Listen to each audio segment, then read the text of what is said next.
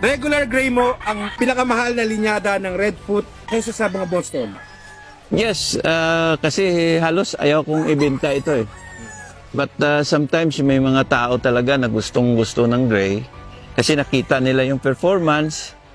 Halos lahat ng gray ko na nilalaban ko hindi natatalo. But sometimes natatalo rin, pero mahihirapan ka talaga because of their cutting ability and the gameness that they have. Well, regular gray come from Mayor Halandone of La Carlota. And nag-infuse ako ng Tom Wilson Gray, itong tinatawag nilang Binit Gray ni Tom Wilson. And the result is the regular gray of the Redfoot Game Farm. Yung gray kasi, ang ginagawa ng iba na pang-infuse. Yung parang so easy for them na i-infuse nila doon sa bloodline na nagsisimulang mag-deteriorate. Kasi napaka-tapang nitong gray na ito. Well, when I started breeding, nandito na yung gray kasi yung the late mayor, niregaluhan ako noon when I was still a hunter and gaffer of them, no? Sina Johnny Halandone, sina Felix Trebol, sina Jubil Villanueva, lahat yan grupo at ako ang handler gaffer. Sometimes bodyguard. I was then a police officer that time. Ang term ng regular baka nanggaling doon kung paano siya lumaban. Mag-ano lang siya, babato-bato lang siya ng palo sa'yo. Kaya lang, napakatalim ng paa niya. Sometimes hindi mo makita, bigla na lang mamatay ang isa.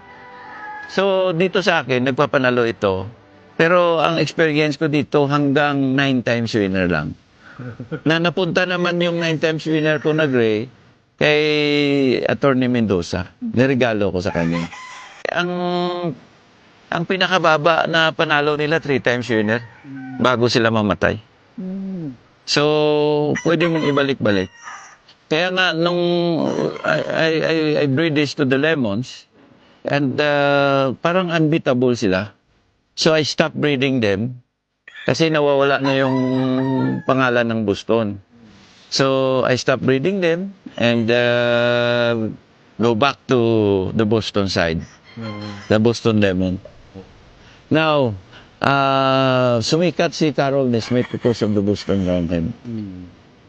Kasi yung ginagamit niya is a yellow-legged.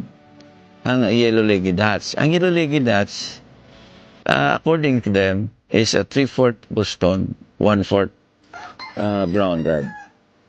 So, yun ang history ng, na may bigay ko lang ng konti sa viewers. Available siya pero kukunti lang. Hindi yung lahat ng makakuha. Isang 3 broodcock. Ang maibigay ko lang isa. Kasi gusto ko mapunta rin sa iba.